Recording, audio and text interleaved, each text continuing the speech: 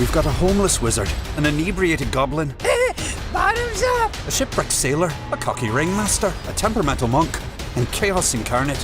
Do you want to be my... Face it, we're nobodies.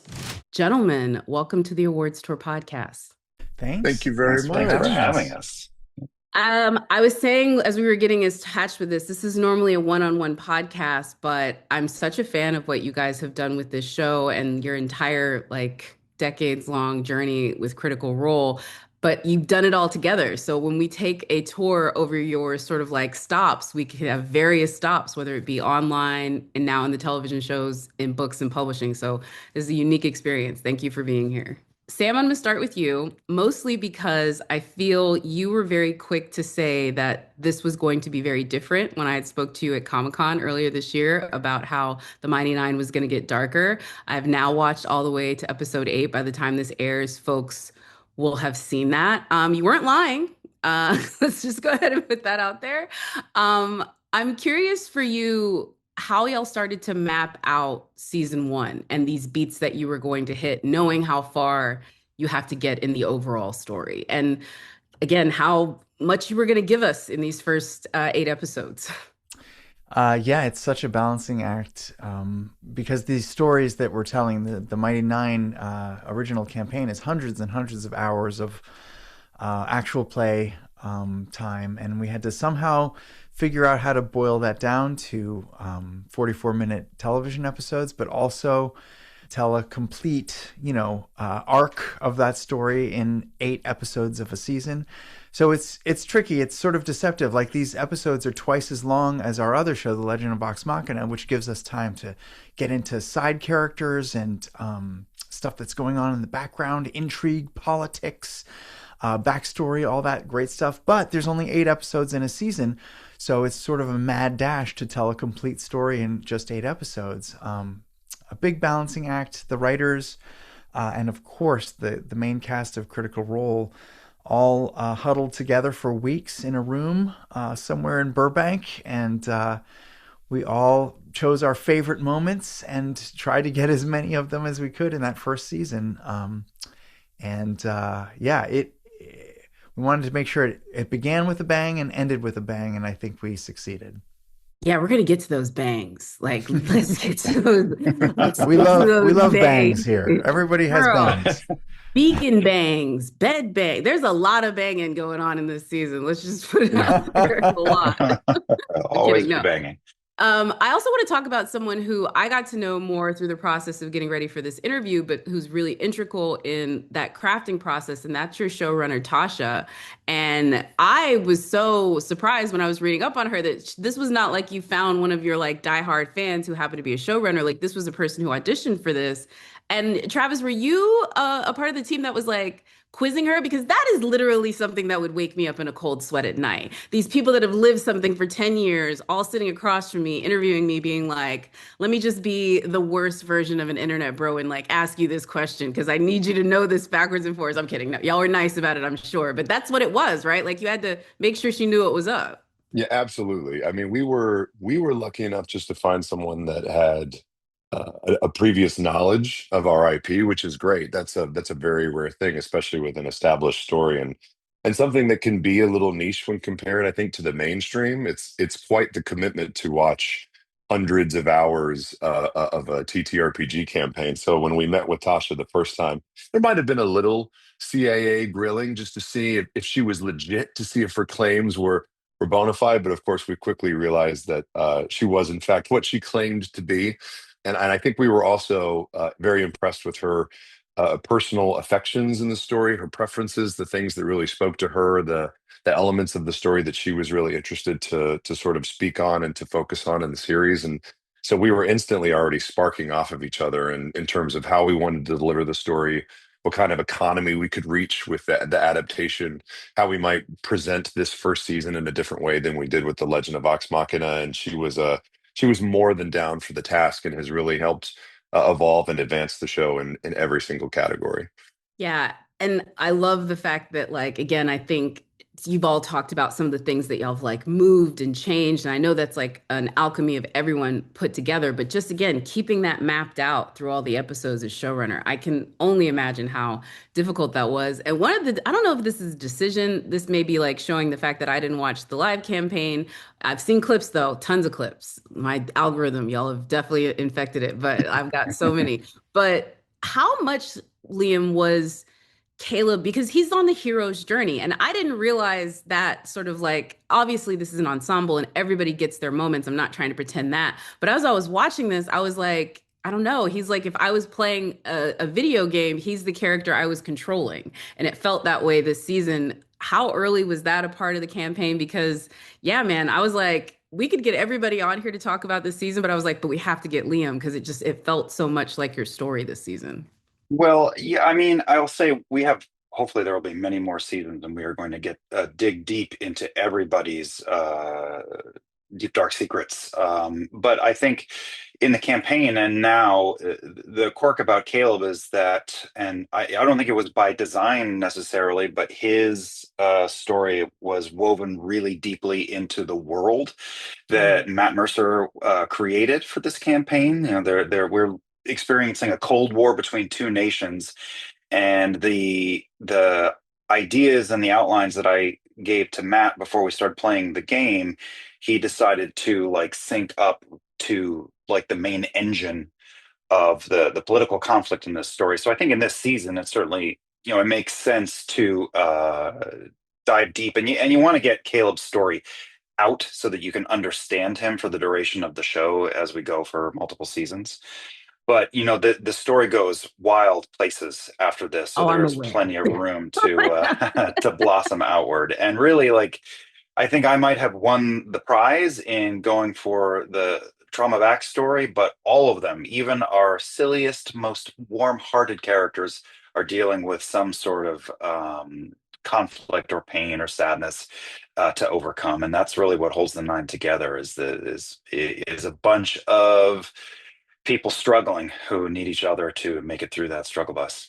Absolutely agreed. We're gonna get into the more spoiler part of this season now. Now that I've like let people into it, but one of the moments, and I talked to y'all again about this at Comic-Con, and so I'm glad I can bring it back because one of my favorite things in Amazon Prime Video, thanks to Sarah's social team, they've leaned into this when they do the side by sides of you guys at the table and then what you guys craft in the show, and when those kind of mirror and match each other. I don't know, I dig it. I think it's like my favorite thing. It feels like a behind the scenes featurette that you've created, and not that scene with Caleb where, the declaration of parentage, as I've like Yes. put it in my brain as, that one was so good. And you're like off the dome, like you're just sitting there doing this. I think it's so crazy that it's such an emotional moment. So I'd love for you to set up how y'all approach that moment.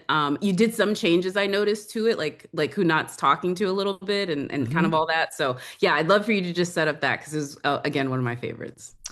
Yeah, when we sit around the table and play these games, we've always said it's sort of like our first writer's room. We are in real time on the fly figuring out the story together and figuring out the emotional journeys of the characters. And yes, we do say things. We do make dialogue. It might not be. It's in the moment. It's improvised. Some of it's very good. Some of it is less good. But those moments where we're really locked in and focused on each other and focused on how our characters are feeling about each other, you can't really you can't replace that stuff. It's magic. It's gold. There's a spark that happens when we're all together playing. And so whenever we can capture those moments and revisit them in the animated series, obviously, yes, there's going to be words that are tweaked and the scene might have to be rearranged a little bit to fit the narrative better.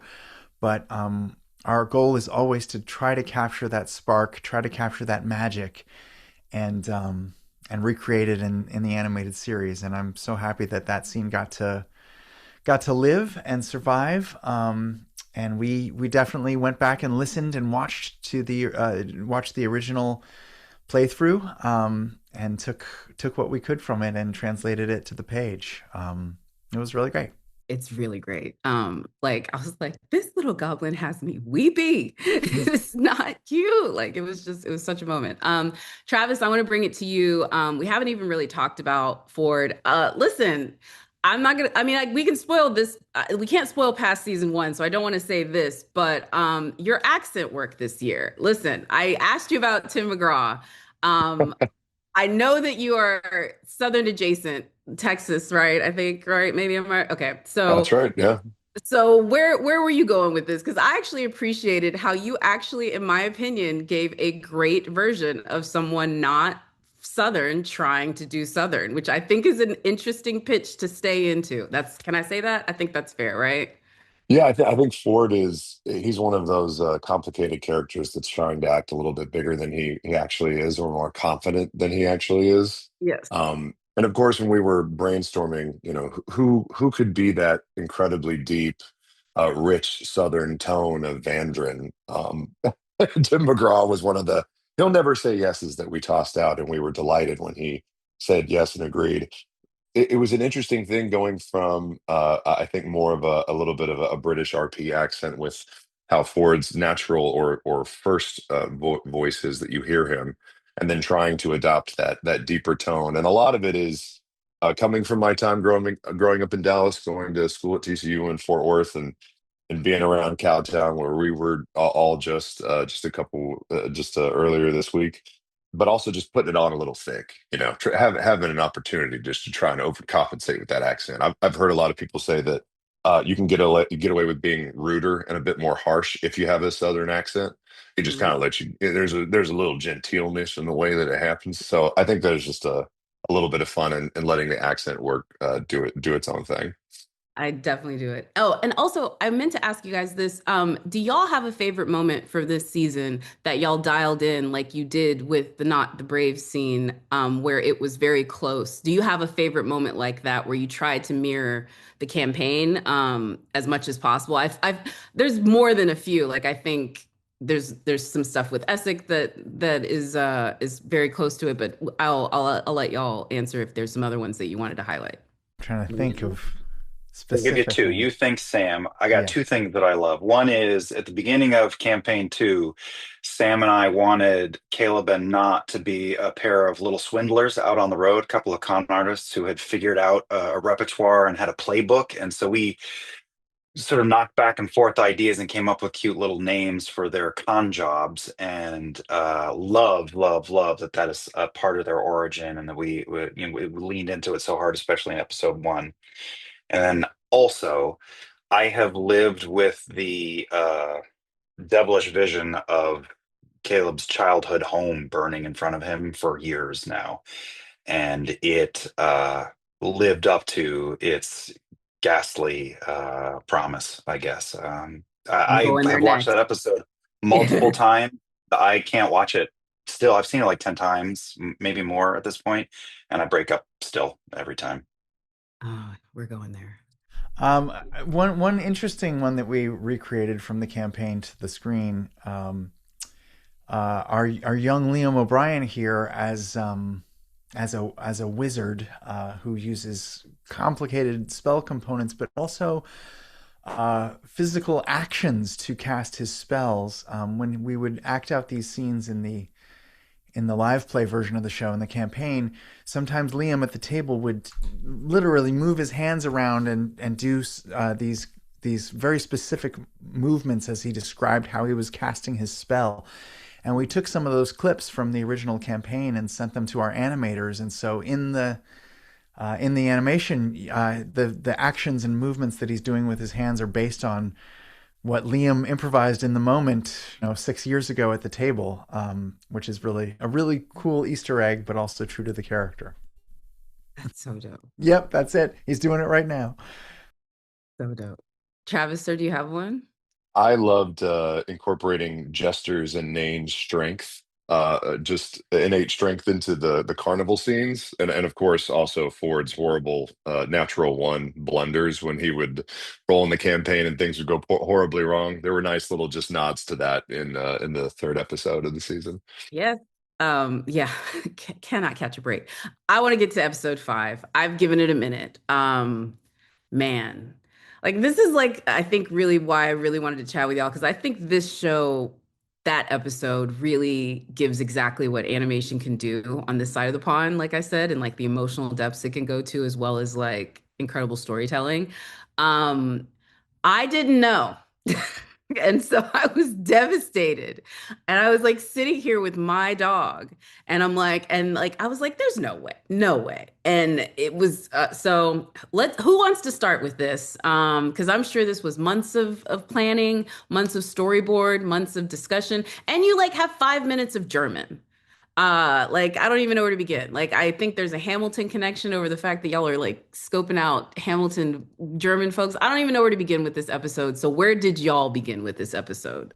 We spent 6 months in Hamburg studying the culture. We lived it and breathed it. Went to the Alps. We knew that in the campaign, the way that this played out was over the course of months and maybe even years before Liam/Caleb revealed his backstory to the group. And we definitely wanted to make it a surprise to the audience. Waiting several seasons to reveal Caleb's backstory, it didn't really make sense in the animated series just because so much of what he does and how he acts is tied to this past. And if you won't tell the audience what the past is, it makes them a little less likely to be invested in what his future is. So we knew we wanted to tease it out in the first season, and it was just finding a place and a time for him to be vulnerable and for him to be comfortable enough around the other members of the Mighty Nein to tell his story. And for them to maybe not know him well enough to forgive him immediately, because it's going to take a long time for that to happen. And so we placed it, mid-season, and we always envisioned that episode as being Caleb's episode. And the way it came out, I can't believe that we made an animated show that starts with 5 minutes of German. It should not be entertaining on paper, but it's riveting. It really is. You feel like you're being dropped into this other world. You're being dropped into Caleb's childhood, and you get to experience it with him through his eyes and in his language. And it's so cool, and it's one of the proudest things that we've ever done in an animated series. Really pushing what you can do in the medium, certainly in Western animation. It's up there for mature story exploration in animated series. I will say though, I noticed some people who are coming at it fresh. Maybe I've heard some people say, "Oh, it's kind of early," but really, if you're thinking of tracking out the entire story, if we get to make every season we want to, it's about the same as in the campaign percentage-wise. I think Caleb spilled out his whole story around episode 18 out of 130 maybe, so that's early in the whole track of it. And as Sam said, like you can't empathize with Caleb as a character and root for him if you're just seeing him make all the decisions he's making and you don't know why. So it's better to get it out under the sun. The other thing I also kind of wanted to talk about with what you guys did with episode 5 is I think how I want to put this. I don't know how much you did of this yourself, but like I don't know how to say it. The young version of Caleb, his sort of like wide innocence and the voice work you did to sort of betray that. Like, I don't know, you're a good actor. I don't want to like get too much into your process, but I thought that was actually more remarkable. And just even how he was lighter when he spoke in his natural language to how he was when he was, say, actually studying. Yeah, just if you could break down that, because you kind of take the character through like 3 or 4 different tones within the episode. Well, that's the tragedy of him, right? We're trying to see someone who is young and so full of promise, and we watch the fall. We watch him get lured into a spider's web slowly over time, bit by bit, and you see how he gets pulled in deeper and deeper, and then by the time he's stuck, it's too late. He can't get out. And he has been conditioned into the worst place that we can think of. And when I made this character back for the campaign, after campaign 1, we sort of stumbled into the wonder and success and creative fulfillment that we now get to experience on a daily basis. But after campaign 1, we all learn like, wow, we can do so much at the table, and we can tell such incredible stories. So that by the time we got to the second campaign, we went in going, we can really tell mature, intricate, complicated stories. And I said bet, and really wanted to create a character for myself, that the kind of character I'd been itching to play my entire career, really. And it's on par with things like Greek tragedy or Shakespeare or Arthur Miller, and you needed to see him at his brightest as a child to see how awful it was that he has fallen. And now we're in season one. He is at the bottom of the well. And hopefully, if we get to tell our entire story, we'll watch him crawl stone by stone out of that well. I love it. Also, to the actors that you brought in for that episode, people from his past, the new folks, like just Travis, I'd be curious if you could talk about. I think y'all, like I said, went to some very different places to find some of the folks that you cast in this. I would just like to know, what was the most unexpected place that y'all found someone to be a part of the voice cast of the Mighty Nein? Because like I even think something is inspired, like having Anika Noni Rose play a burlesque person, which seems like a no-brainer after you hear what she did. But like she even talks about how that wasn't. So I'd be curious if y'all could point to like, oh, this is somebody where we kind of really thought something different of them and found a way to find them into this project. I will tee up our brilliant casting director, Sam Riegel, for this question. But Oh, okay. the aforementioned Tim McGraw was certainly one of them. I think Mark Strong was a wish list person who we were thrilled said yes. And there were just a variety of people that popped into our heads. The Ruby of the Sea, of course, was a very delicate search. We wanted to find someone with those vocal chops, and then could have that warmth and humor that she has. But Sam, why don't you tell them? I mean, yeah, you called out a couple of great ones already. I think, as you mentioned, Liam's performance in episode 5 is so good because he's just such a really good actor. And I think we went after really good actors for a lot of these roles. Maybe they weren't roles that you would naturally think of for them, but for instance, Auli'i Cravalho, the voice of Moana, famously, we cast her to be a pretty bossy young lady, and then someone who has sort of like a demon voice, and then gets killed, which you wouldn't normally think from Moana. But she's just a good actor, and she can do anything. We also, thanks to Liam, all credit where credit is due. We cast a gentleman named Red Child to play Eadwulf, one of the Volstrucker. Liam discovered him in the German cast of Hamilton. I don't think he had ever done any voiceover before, and it was really hard to track him down, actually, because he doesn't have a voiceover agent or anything like that.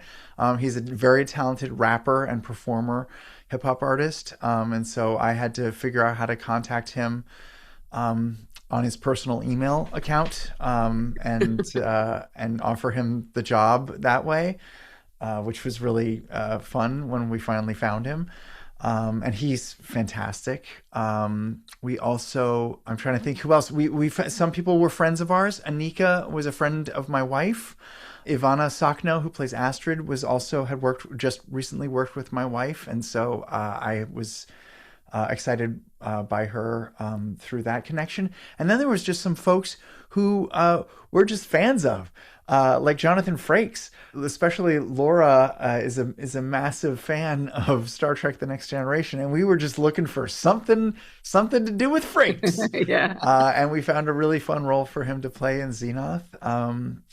So yeah, we cast a wide net, and those casting meetings are some of the most fun.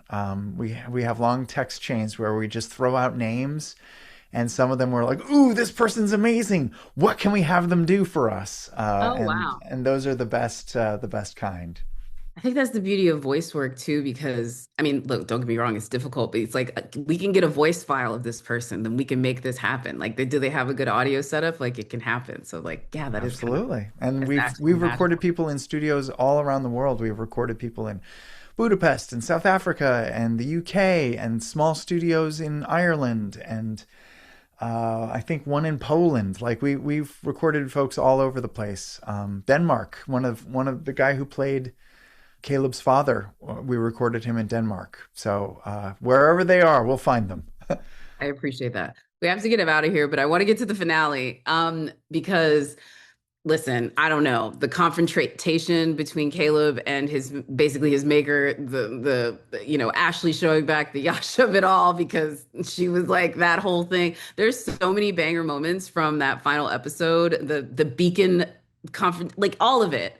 What was the part of the finale that you were most excited for fans to see or react to? And I'm just gonna go around real quickly because we're running out of time.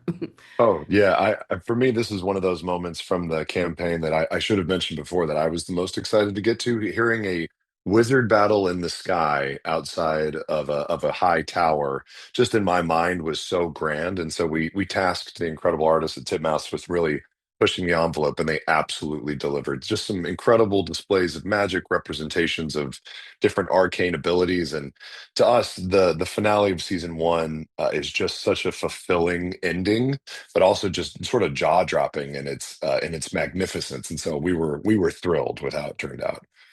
I also love the heist of it all. I love that the writers' room constructed where they make a plan, it does not go according to plan, they improvise, it still comes off, and every moment is a surprise to the viewer at every step of the way. It's just so well constructed.